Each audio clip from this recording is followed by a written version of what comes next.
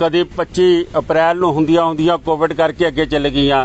उहदे बाद क्यास राइयां लगदियां ने जुलाई की बजाय अगस्त च होईयां और उहदे सारे दा रिजल्ट अपने सामने आ गया।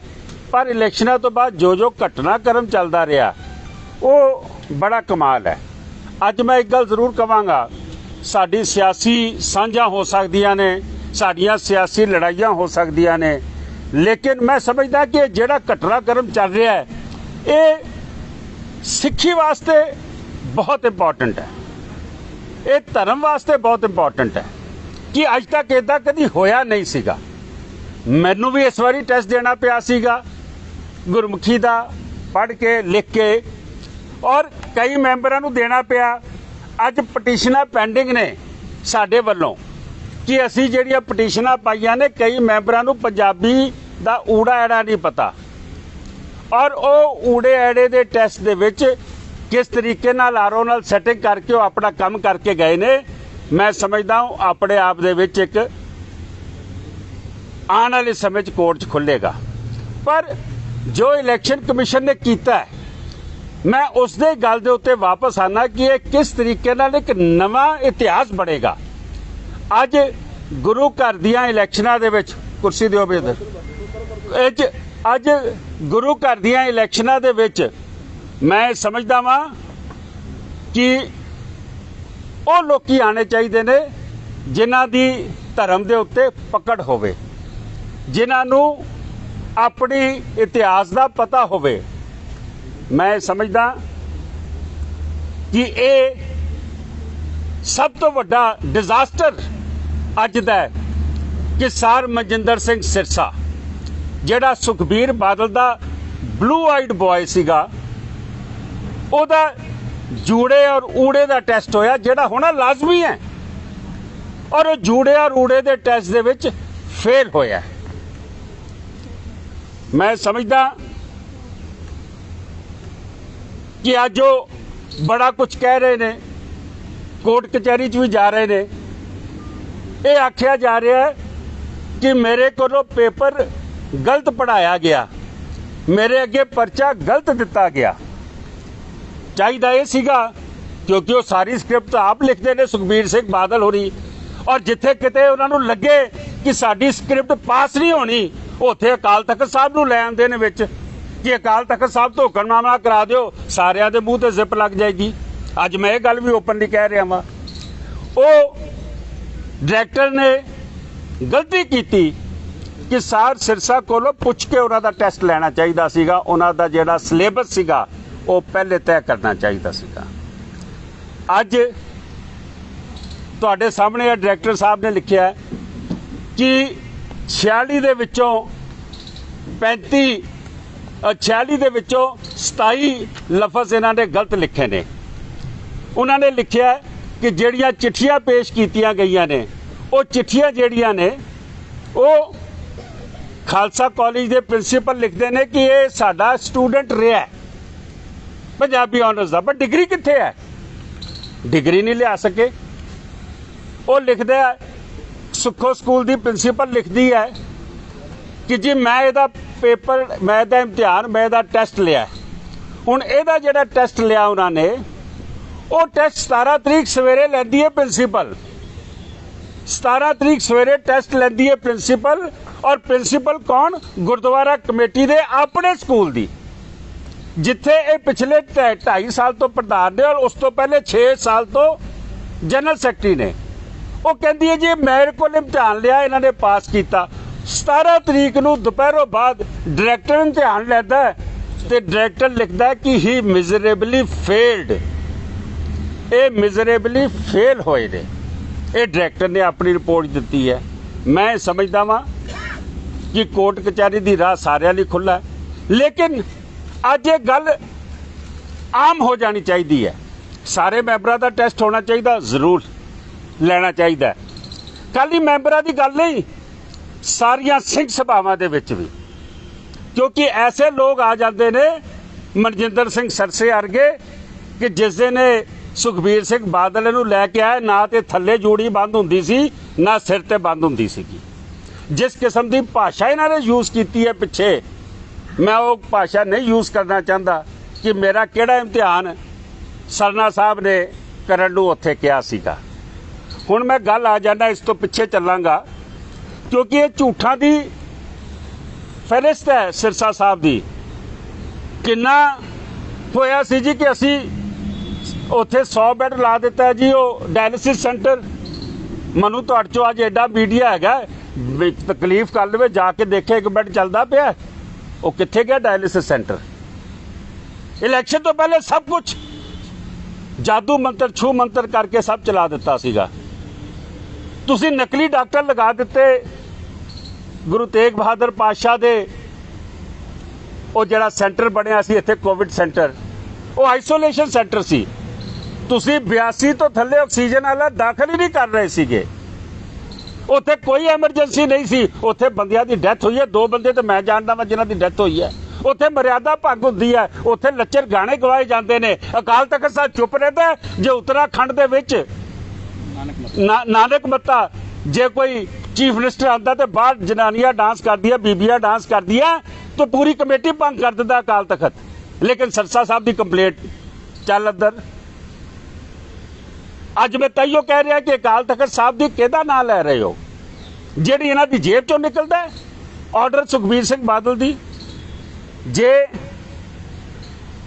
2 साल बेमिसाल दे विच हस्पताल 100 बैड दा, देखो गुरु तेग बहादुर पातशाह ते आपां सारिआं नूं विश्वास है, सरसा साहब नूं सब तो ज़्यादा विश्वास है। वो तो इदां गुरु तेग बहादुर पातशाह का नाम लैके चलते पे कि जिवें गुरु तेग बहादुर पातशाह हाज़र नाज़र हो गए ने और सरसा साहब नूं जिताना है। जे तुहाडे ते किरपा हुंदी गुरु तेग बहादुर दी, पंजाबी बाग तुसीं नहीं हार सकदे सी। जे तुहाडे ते किरपा हुंदी गुरु तेग बहादुर पातशाह दी, ते तुसीं कल दा परसों दा टेस्ट भी पास हो जाना सी तुहाडा। तुसीं इतिहास ही बदलता। तुसीं गुरु तेग बहादुर के स्थान से खलो के झूठ बोले कि हस्पताल 550 बैड का बनेगा, हुण 100 बैड का बन गया। तुसीं किते इतिहास बदल दिंदे हो कि संस्कार तो पहले गुरु तेग बहादुर पातशाह नूं दही नाल इशनान कराया सी लक्खी शाह मुजारे ने। मैं समझदा कि समझ आ रही है लोगों नूं कि गुरु तेग बहादुर की चाहते ने। गुरु तेग बहादुर चाहते ने कि ये जिहड़ा गंद है ये दिल्ली कमेटी दे विचों निकलना चाहिए। मैं हुण SGPC ते आना वा साडे, हाँ एक्ट की गल क्लीयर कर दवां। सरसा साहब कहते ने कि एक्ट दे बाहरों पेपर आया। साडे एक्ट का जिहड़ा रूल 10 है बड़ा क्लीयर लिखिया होया उहदे विच कि गुरु ग्रंथ साहब पढ़ना आना चाहिए, गुरमुखी लिखनी आनी चाहिए है। पंजाबी की गल नहीं करते, गुरमुखी की गल करते हैं। मैं समझदा SGPC ये 25 तरीक को चिट्ठी कढ़ दी है, 25 अगस्त को, जिस दिन साडा रिजल्ट आ रहा है। यदी बैकग्राउंड की है? यदी बैकग्राउंड ये है कि जिस वेले रिजल्ट आ रहा सी, सरसा फोन करता सुखबीर सिंह बादल नूं, उन्होंने आखदा है कि बादल साहब मैं हारदा पिया वां, मैनूं लगदा मैं जितांगा नहीं, तो इस वेले मैं 250 वोट तो पिछे हाँ। तो सरसा साहब नूं सुखबीर बादल की कहता, पुत्रा फिक्र ना कर, तू आ इत्थे सारे मैंबर शामी 4 बजे बुला, तो मैं तैनूं SGPC की चिट्ठी दिना मैं मैंबरी की। हुण ये देखो 25 तरीक नूं ये गल हो रही है और 25 नूं शामी 4 बजे तुहाडे चों सारा मीडिया गया होएगा, उसनूं चिट्ठी दित्ती होएगी। इहदा मतलब है हुण इहदे पिछे चलदा वां। फोन किया होना SGPC नूं कि मैनूं सिरसे की चिट्ठी चाहिए है। उन्होंने आख्या जी कि सिरसे की जो तुहानूं चिट्ठी चाहिए है उहदे वास्ते सानूं एग्जैक्टिव मीटिंग कॉल करनी पेगी। इन्हें आख्या मेरे को कोई टाइम नहीं, मैं तो हुणे चिट्ठी कढ़ी, मैनूं चिट्ठी भेजो। SGPC मरता क्या ना करता, ना अकाल तख्त साहब जुर्त कर सकता, ना SGPC जुर्त कर सकती सुखबीर के हुक्म अगे। उन्होंने चिट्ठी उस वेले बना के भेजती। हुण जदों चिट्ठी भेजती तो यदा काम भी पूरा करना सी। 23 तरीक नूं जिहड़ी मीटिंग हुई सी SGPC की एग्जैक्टिव की, ध्यान नाल सुणदा, उहदे विच एंट्री कर दित्ती गई, उहदे विच एंट्री कर दित्ती गई कि असीं ये मता पास कीता सीगा दिल्ली कमेटी दे विच नॉमिनी भेजण वास्ते सर बजिंदर सिंह सिरसा दा। ये ऐलान बीबी जगीर कौर कर दी 23 ਤਰੀਕ ਨੂੰ ਮਨਜਿੰਦਰ ਸਿੰਘ ਸਿਰਸਾ ਇਲੈਕਸ਼ਨ ਲੜਦਾ ਪਿਆ। ਸੁਪਨਾ ਆ ਗਿਆ ਸੀਗਾ ਕਿ ਹਾਰ ਰਿਹਾ ਹੋ। ਤੁਸੀਂ 23 ਤਰੀਕ ਨੂੰ ਮਨਜਿੰਦਰ ਸਿੰਘ ਸਿਰਸੇ ਨੂੰ ਬਣਾਉਣ ਵਾਸਤੇ ਬੈਕਡੋਰ, ਕਿਉਂਕਿ ਸਾਡੇ ਕੋਲ SGPC ਦੇ 2 ਐਗਜ਼ੈਕਟਿਵ ਮੈਂਬਰ ਆਏ ਨੇ, ਸਾਡੇ ਕੋਲ ਏਜੰਡਿਆਂ ਦੀ ਕਾਪੀਆਂ ਨੇ। ਆ ਸਪਲੀਮੈਂਟਰੀ ਏਜੰਡਾ ਹੈਗਾ, ਇਹ ਏਜੰਡਾ ਹੈਗਾ। ਹੁਣ ਦੋਵੇਂ ਏਜੰਡਿਆਂ ਦੇ ਵਿੱਚ ਆਈਟਮ ਹੀ ਹੈ ਨਹੀਂ ਕਿ 23 ਤਰੀਕ ਦਾ ਕਿ ਅਸੀਂ ਦਿੱਲੀ ਕਮੇਟੀ ਦਾ ਮੈਂਬਰ ਮਨੋਨੀਤ ਕਰਨਾ ਹੈ, ਅਸੀਂ ਨੋਮੀਨੇਟ ਕਰਨਾ ਹੈ। ਇਹ ਦੋਵੇਂ ਏਜੰਡਿਆਂ ਦੇ ਵਿੱਚ ਹੈ ਹੀ ਨਹੀਂ। ਔਰ ਜਿਹੜੇ 2 ਮੈਂਬਰ ਉੱਥੋਂ ਦੇ SGPC ਦੇ ਜਿਹੜੇ 2 ਮੈਂਬਰ ਨੇ ਐਗਜ਼ੈਕਟਿਵ ਦੇ, ਉਹ ਦਿੱਲੀ ਆਉਂਦੇ ਨੇ, ਉਹ ਕੋਰਟ ਦੇ ਵਿੱਚ ਐਫੀਡੇਵਿਟ ਦੇ ਕੇ ਗਏ ਨੇ ਕਿ ਅਸੀਂ ਮੀਟਿੰਗ ਦੇ ਵਿੱਚ ਹਾਜ਼ਰ ਸੀ। ਇਹ ਗੱਲ ਧਿਆਨ ਨਾਲ ਸੁਣਨਾ, ਅਸੀਂ ਮੀਟਿੰਗ ਦੇ ਵਿੱਚ ਹਾਜ਼ਰ ਸੀ, ਨਾ ਇਹ ਏਜੰਡੇ ਸੀ, ਨਾ ਮੀਟਿੰਗ ਦੇ ਵਿੱਚ ਡਿਸਕਸ ਹੋਇਆ, ਔਰ ਨਾ ਮਨਜਿੰਦਰ ਸਿੰਘ ਸਿਰਸੇ ਦਾ ਨਾਮ ਪਾਸ ਹੋਇਆ। ਤਾਂ ਇਹਨੂੰ ਕਿੱਦਾਂ ਪਾਸ ਹੋ ਸਕਦਾ ਸੀਗਾ, ਕਿਉਂਕਿ ਉਹ ਤੇ ਇਲੈਕਸ਼ਨ ਲੜ ਰਿਹਾ ਸੀ। ਉਹਨਾਂ ਦਾ ਅਮਰੀਕ ਸਿੰਘ ਸ਼ਾਹਕੋਟ, ਮਿੱਠੂ ਸਿੰਘ ਕੌਂਕੇ ਨਾਮ ਲਿਖ ਲਓ ਜੀ, ਔਰ ਅਮਰੀਕ ਸਿੰਘ ਸ਼ਾਹਕੋਟ, ਇਹ 2 ਮੈਂਬਰ ਐਫੀਡੇਵਿਟ ਦੇ ਗਏ ਨੇ ਕਿ ਇਹ ਦਿੱਲੀ ਚ ਆ ਕੇ ਕਿ ਇਹ ਸਾਡੀ ਮੀਟਿੰਗ ਦੇ ਵਿੱਚ ਨਾ ਏਜੰਡੇ ਸੀ ਤੇ ਨਾ ਸਾ ਉੱਥੇ ਕੋਈ ਡਿਸਕਸ ਹੋਇਆ।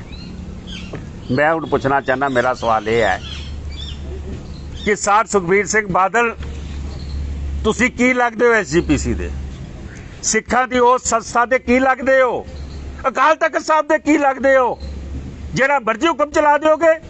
ਬੀਬੀ ਜਗੀਰ ਕੌਰ ਅਸਤੀਫਾ ਦੇਵੇ, ਸਾਰੀ ਜਿਹੜੀ ਇਹਨਾਂ ਦੀ ਐਗਜ਼ੈਕਟਿਵ ਬਾਡੀ ਅਸਤੀਫਾ ਦੇਵੇ, ਅਸੀਂ ਇੱਕ ਕੋਰਟ 'ਚ ਕੇਸ ਲੈ ਕੇ ਜਾਵਾਂਗੇ ਕਿ SGPC ਫਰਾਡ ਕਰ ਰਹੀ ਹੈ, ਸਿੱਖਾਂ ਦੀ ਮਿਨੀਮਮ ਪਾਰਲੀਮੈਂਟ ਫਰਾਡ ਕਰਦੀ ਪਈ ਹੈ। ਕਿਸ ਵਾਸਤੇ? ਇੱਕ ਪਤਤ ਨੂੰ ਗੁਰਦੁਆਰਾ ਕਮੇਟੀ ਦਾ ਮੈਂਬਰ ਬਣਾਉਣ ਲਈ, ਤਾਂ ਕਿ ਸੁਖਬੀਰ ਬਾਦਲ ਦੀਆਂ ਚਾਲਾਂ ਚੱਲ ਸਕਣ। ਤੁਸੀਂ ਝੂਠ ਬੋਲਦੇ ਹੋ। ਤੁਸੀਂ 18 ਤਰੀਕ ਨੂੰ ਸਿਰਸਾ ਸਾਹਿਬ ਇੱਕੋ ਕੱਢ ਲੈਂਦੇ ਨੇ, ਬੰਗਲਾ ਸਾਹਿਬ ਸੀਲ ਹੋ ਰਿਹਾ। ਲੇਟੈਸਟ ਝੂਠ ਸੁਣੋ। 18 ਤਰੀਕ ਨੂੰ ਕਹਿੰਦੇ ਆ ਦੇਖੋ ਜੀ ਇਹਨਾਂ ਨੇ ਆਰਡਰ ਕਰ ਦਿੱਤਾ। ਉਹ ਕਿਉਂ ਨਹੀਂ ਦੱਸਦੇ ਕਿ 15 ਤਰੀਕ ਦੀ ਮੀਟਿੰਗ ਦਾ SDM ਦਾ ਕਿਉਂ ਸੀ? ਕਿਉਂਕਿ 17 ਤਰੀਕ ਨੂੰ ਤੁਸੀਂ ਹਜ਼ਾਰਾਂ ਬੰਦਾ ਦਿੱਲੀ 'ਚ ਬੁਲਾ ਕੇ ਬੰਗਲਾ ਸਾਹਿਬ ਤੇ ਰਕਾਬਗੰਜ ਰੱਖਿਆ। ਕਿਉਂ ਰੱਖਿਆ?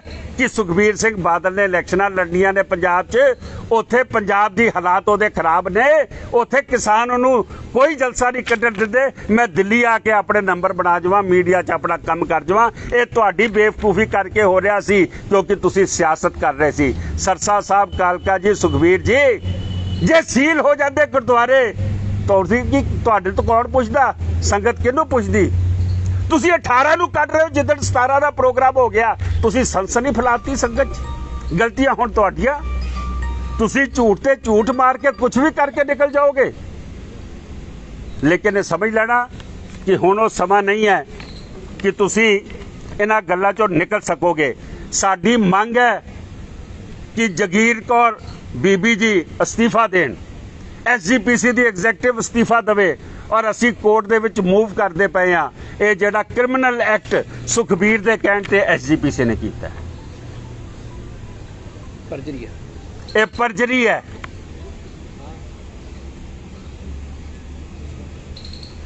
ਕਿਸੇ ਨੇ ਕੋਈ ਸਵਾਲ ਪੁੱਛਣਾ ਹੋਵੇ? ਇੱਕ ਸਵਾਲ ਉਠਾਇਆ ਜਾ ਰਿਹਾ ਕਿ ਜਿਹੜਾ ਉਹਨਾਂ ਨੂੰ ਸ਼ਬਦ ਪੜਾਇਆ ਗਿਆ ਉਹ ਕਾਫੀ ਔਖਾ ਸੀ ਜਾਂ ਸੰਸਕ੍ਰਿਤ ਦੀ ਭਾਸ਼ਾ ਦਾ, ਤੇ ਕੀ ਉਹਨਾਂ ਨੂੰ ਦੂਸਰਾ ਵੀ ਪੜਾਇਆ ਜਾ ਸਕਦਾ ਸੀ?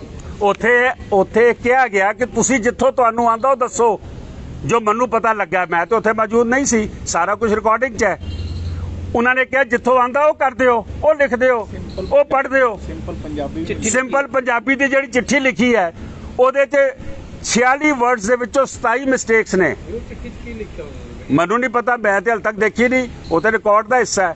ਲੇਕਿਨ ਮੈਂ ਸਮਝਦਾ ਵਾਂ ਇਹ ਜਿਹੜਾ ਸਿਲੇਬਸ ਸੀ ਨਾ, ਡਾਇਰੈਕਟਰ ਇੱਕ ਗਲਤੀ ਕਰ ਗਿਆ। ਉਹ ਸਰਸਾ ਸਾਹਿਬ ਤੋਂ ਪੁੱਛ ਕੇ ਸੈੱਟ ਕਰਨਾ ਚਾਹੀਦਾ ਸੀਗਾ, ਇੱਥੇ ਗਲਤੀ ਕਰ ਗਿਆ ਉਹ। ਸੁਖਬੀਰ ਸਿੰਘ ਬਾਦਲ ਹੋਰਾਂ ਕੋਲ ਮਨਜਿੰਦਰ ਸਿੰਘ ਸਿਰਸਾ ਤੋਂ ਇਲਾਵਾ ਕੋਈ ਹੋਰ ਕੈਂਡੀਡੇਟ ਨਹੀਂ ਹੈਗਾ ਪ੍ਰਧਾਨਗੀ ਵਾਸਤੇ? ਮੈਂ ਸਮਝਦਾ ਇਹਦਾ ਜਵਾਬ ਤੇ ਉਹ ਦੇਣ ਕਿ ਜਿਹਨੂੰ ਪੰਜਾਬੀ ਬਾਗ ਦੀ ਸੰਗਤ ਹਰਾ ਰਹੀ ਹੈ, ਜਿਸ ਨੂੰ ਦਿੱਲੀ ਦੀ ਸੰਗਤ ਹਰਾ ਕੇ ਬੈਰਕ ਚਿੱਠੀਆਂ ਕਰ ਵਾਪਸ ਭੇਜ ਰਹੀ ਹੈ, ਤੂੰ ਚੋਰੀ ਮੋਰੀ ਚੋਂ ਭੇਜ ਰਿਹਾ। ਸਿਰਸਾ ਹੋਰਾਂ ਨਾਲ ਕੀ ਖਾਸ ਲਗਾਓ ਸੁਖਬੀਰ ਬਾਦਲ ਹੋਰਾਂ ਦਾ? ਮੈਂ ਕਹਿ ਨਹੀਂ ਸਕਦਾ ਕਿਉਂਕਿ ਮੈਂ ਉਹ ਕਿਚਨ ਕੈਬਨਿਟ ਦਾ ਹਿੱਸਾ ਨਹੀਂ ਸੀਗਾ। ਇਹ ਸੁਖਬੀਰ ਸਿੰਘ ਬਾਦਲ ਦੱਸ ਸਕਦੇ ਨੇ, ਸਰ ਮਨਜਿੰਦਰ ਸਿੰਘ ਸਿਰਸਾ ਦੱਸ ਸਕਦੇ ਨੇ, ਕਿਉਂਕਿ ਮਨਜਿੰਦਰ ਸਿੰਘ ਸਿਰਸਾ ਅੱਜ ਕੱਲ੍ਹ ਬਹੁਤ ਬੋਲ ਰਹੇ ਨੇ। ਜਿਸ ਤਰੀਕੇ ਨਾਲ ਉਹਨਾਂ ਨੇ ਜਿਹੜੀ ਡਿਮਾਂਡ ਕੀਤੀ ਜੂੜੇ ਤੋਂ ਲੈ ਕੇ ਪੈਰ ਦੇ ਅੰਗੂਠੇ ਤੱਕ ਸਰਨਾ ਸਾਹਿਬ ਨੇ ਕੋਈ ਇੰਸਪੈਕਸ਼ਨ ਕਰਨੀ ਚਾਹੀ, ਮੈਂ ਲਫ਼ਜ਼ ਨਹੀਂ ਬੋਲ ਸਕਦਾ, ਤੇ ਵੀ ਦੱਸ ਦੇਣ ਕਿ ਸੁਖਬੀਰ ਨਾਲ ਉਹਨਾਂ ਦਾ ਕੀ ਰਿਸ਼ਤਾ ਹੈ। ਅੱਛਾ, ਤੁਹਾਡੇ ਕੈਂਡੀਡੇਟ ਹਨ ਹਰਪ੍ਰੀਤ ਕੌਰ ਹੋਈ, ਉਹਨਾਂ ਨਾਲ ਜਾ ਕੇ ਤੁਸੀਂ ਡਾਇਰੈਕਟੋਰੇਟ ਕੋਲ ਸ਼ਿਕਾਇਤ ਦਿੱਤੀ ਪੰਜਾਬੀ ਮਾਮਲੇ ਕੋਲ, ਮੁੱਖ ਮਾਮਲੇ ਕੈਂਡੀਡੇਟ ਦੀ, ਉਹ ਕੀ ਮਾਮਲਾ ਸੀ? ਉਹ ਡਾਇਰੈਕਟੋਰੇਟ ਨੇ ਕੀ ਐਕਸ਼ਨ ਲਿਆ ਉਸ ਮਾਮਲੇ? ਸਾਡੀਆਂ ਸ਼ਿਕਾਇਤਾਂ ਤੇ ਡਾਇਰੈਕਟਰ ਨੇ ਕੋਈ ਐਕਸ਼ਨ ਨਹੀਂ ਲਿਆ। ਕੇਪੀ, ਉਹਦੇ ਬਾਅਦ ਜੱਸੀ, ਉਹਦੇ ਬਾਅਦ ਨੋਨੀ, ਮੈਂ ਸਮਝਦਾ ਇਹਨਾਂ ਦੇ ਐਸੇ ਨੇ। ਉਹ ਥਾਪੜ ਸਾਹਿਬ ਦਾ ਬੇਟਾ, ਇਹਨਾਂ ਨੂੰ ਊੜਾ ਐੜਾ ਨਹੀਂ ਆਉਂਦਾ। ਇਹ ਅੱਜ ਕੱਲ੍ਹ ਕਲਾਸਾਂ ਲੈ ਰਹੇ ਨੇ, ਕਿਉਂਕਿ ਅਸੀਂ ਪਟੀਸ਼ਨਾਂ ਪਾ ਦਿੱਤੀਆਂ ਨੇ, ਇਹਨਾਂ ਸਾਰਿਆਂ ਦੇ ਟੈਸਟ ਹੋਣੇ ਨੇ। ਔਰ ਮੈਂ ਚਾਹੁੰਦਾ 46 ਦੇ ਟੈਸਟ ਹੋ ਜਾਣ ਨਾ, ਸਾਡੇ ਵੀ ਮੈਂਬਰ ਜਾਂਦੇ ਤੇ ਜਾਣ, ਇਹਨਾਂ ਦੇ ਵੀ ਜਾਂਦੇ ਤਾਂ ਜਾਣ। ਉਹ ਤਾਂ ਜਿਨ੍ਹਾਂ ਨੂੰ ਸਿੱਖੀ ਦਾ ਪਤਾ ਹੋਵੇ, ਜਿਸ ਨੂੰ ਗੁਰੂ ਗ੍ਰੰਥ ਸਾਹਿਬ ਦਾ ਪਤਾ ਹੋਵੇ। ਤੁਸੀਂ ਬਾਟ ਸਾਹਿਬ 2 ਮਿੰਟ ਕੋ ਗੱਲ ਕਰਨਾ। ਇਲੈਕਸ਼ਨਾਂ ਦੇ ਮੁਤਲਕ ਮਨਜੀਤ ਸਿੰਘ ਜੀਕੇ ਨੇ ਬਹੁਤ ਕੁਝ ਤੁਹਾਡੇ ਸਾਹਮਣੇ ਰੱਖਿਆ, ਲੇਕਿਨ ਮੈਂ ਇਹਦੇ 'ਚ 1-2 ਗੱਲਾਂ ਜੋੜਨੀਆਂ ਚਾਹੁੰਦਾ ਕਿ ਜਿਸ ਤਰੀਕੇ ਗੁਰੂ ਦੀ ਗੋਲਕ ਨੂੰ ਪੰਜਾਬ ਦੀਆਂ ਇਲੈਕਸ਼ਨਾਂ ਦੇ ਵਿੱਚ ਵਰਤਣ ਵਾਸਤੇ, ਜਿੱਥੇ ਅਕਾਲੀ ਦਲ ਬਾਦਲ ਨੇ ਸ਼੍ਰੋਮਣੀ ਗੁਰਦੁਆਰਾ ਪ੍ਰਬੰਧਕ ਕਮੇਟੀ ਦੇ ਉੱਤੇ ਕਬਜ਼ਾ ਕੀਤਾ ਹੋਇਆ, ਉਸੇ ਤਰਜਮਾਨੀ ਤੇ ਜਦੋਂ ਮਨਜਿੰਦਰ ਸਿੰਘ ਸਿਰਸਾ ਦਿੱਲੀ ਦੀ ਚੋਣ ਹਾਰ ਜਾਂਦਾ ਹੈ, ਕਿਉਂਕਿ ਉਸ ਤੋਂ ਵੱਡਾ ਕਿਚਨ ਕੈਬਨਿਟ ਦਾ ਹਿੱਸਾ ਬਾਦਲਾਂ ਦੇ ਕੋਲ ਦਿੱਲੀ ਦੇ ਵਿੱਚ ਕੋਈ ਹੋਰ ਮੈਂਬਰ ਨਹੀਂ ਸੀ, ਉਹਨੂੰ ਚੋਰ ਰਸਤੇ ਤੋਂ ਐਂਟਰੀ ਦੇਣ ਵਾਸਤੇ ਜਿਹੜਾ ਰਾਹ ਚੁਣਿਆ, ਔਰ ਉਹਦੇ ਵਿੱਚ ਮੈਂ ਸਮਝਦਾ ਕਿ ਜਦੋਂ ਇਹ ਰਾਹ ਚੁਣਿਆ ਜਾ ਰਿਹਾ ਸੀ, ਜੋ ਸਿਰਸਾ ਸਾਹਿਬ ਅਕਸਰ ਕਹਿੰਦੇ ਆ ਕਿ ਗੁਰੂ ਤੇਗ ਬਹਾਦਰ ਸਾਹਿਬ ਉਹਨਾਂ ਦੀ ਪਿੱਠ ਤੇ ਹੈਗੇ ਆ, ਉਸ ਦਿਨ ਸ਼ਾਇਦ ਉਹ ਗਲਤੀ ਖਾ ਗਏ। ਉਸ ਦਿਨ ਗੁਰੂ ਤੇਗ ਬਹਾਦਰ ਸਾਹਿਬ ਉਹਨਾਂ ਦੀ ਪਿੱਠ ਤੇ ਸ਼ਾਇਦ ਨਹੀਂ ਸੀ।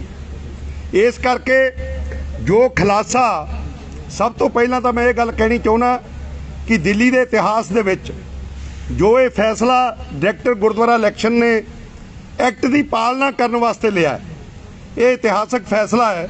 ਇਹਦੇ ਵਿੱਚ ਆਉਣ ਵਾਲੇ ਸਮੇਂ ਦੇ ਵਿੱਚ ਜੋ ਦਿੱਲੀ ਦੇ ਵਿੱਚ ਸਾਨੂੰ ਗੁਰਦੁਆਰਾ ਇਲੈਕਸ਼ਨਾਂ ਦੇ ਵਿੱਚ ਜਾਂ ਮੈਂਬਰਾਂ ਦੇ ਵਿੱਚ ਬਹੁਤ ਸਾਰੀਆਂ ਊਣਤਾਵਾਂ ਦੇਖਣ ਨੂੰ ਮਿਲਦੀਆਂ ਸੀ, ਆਉਣ ਵਾਲੇ ਸਮੇਂ ਦੇ ਵਿੱਚ ਮੈਂ ਕਹਿ ਸਕਦਾ ਕਿ ਇਹ ਯਕੀਨੀ ਬਣੂਗਾ ਕਿ ਜਿਹੜੇ ਚੰਗੀ ਸੋਚ ਦੇ ਮੈਂਬਰ ਹੈ ਔਰ ਗੁਰੂ ਸਿਧਾਂਤ ਤੇ ਪੂਰਾ ਪਹਿਰਾ ਦੇਣ ਵਾਲੇ ਮੈਂਬਰ ਹੈ, ਗੁਰਬਾਣੀ ਔਰ ਪੰਜਾਬੀ ਦਾ ਪੂਰਾ ਗਿਆਨ ਰੱਖਣ ਵਾਲੇ ਮੈਂਬਰ ਹੈ, ਐਸੇ ਮੈਂਬਰ ਜਿਹੜੇ ਆ ਉਹ ਚੁਣ ਕੇ ਆਉਣਗੇ। ਲੇਕਿਨ ਇਹਦੇ ਵਿੱਚ ਸੰਗਤ ਨੂੰ ਵੀ ਆਪਣਾ ਫਰਜ਼ ਜਿਹੜਾ ਉਹ ਕਿਤੇ ਨਾ ਕਿਤੇ ਅਦਾ ਕਰਨਾ ਪਊਗਾ।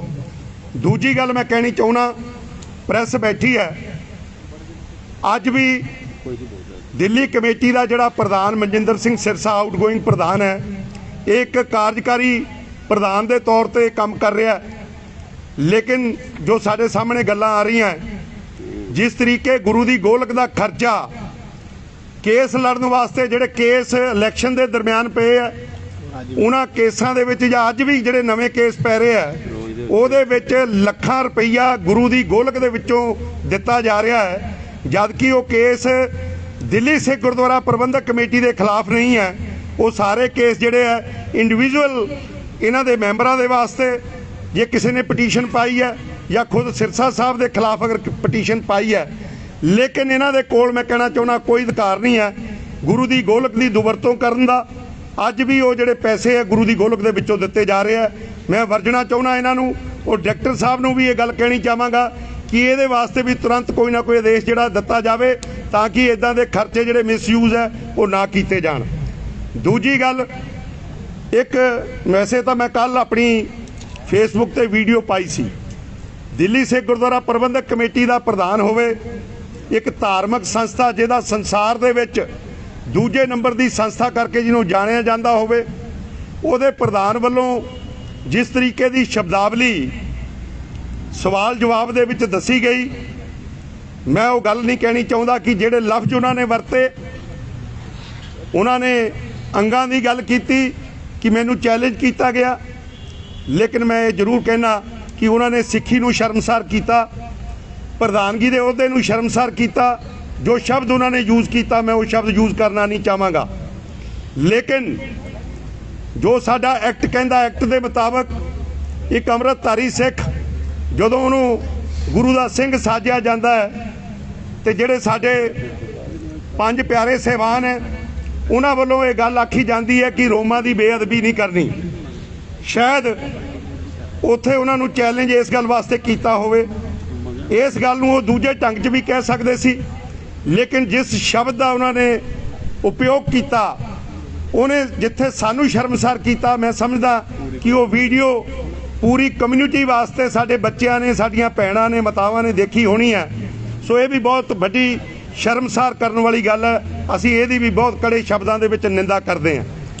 ਇੱਕ ਆਖਰੀ ਗੱਲ ਜਿਹੜੀ ਮੈਂ ਤੁਹਾਨੂੰ ਹੁਣ ਕਹਿਣੀ ਚਾਹੁੰਦਾ ਕਿ ਮੈਂ ਖੁਦ ਇਹ ਗੱਲ ਅੱਜ ਪ੍ਰੈਸ ਦੇ ਸਾਹਮਣੇ ਕਹਿਣੀ ਚਾਹੁੰਦਾ ਕਿ ਦਿੱਲੀ ਕਮੇਟੀ ਦੇ ਚੁਣੇ ਹੋਏ ਸਾਰੇ ਹੀ ਮੈਂਬਰ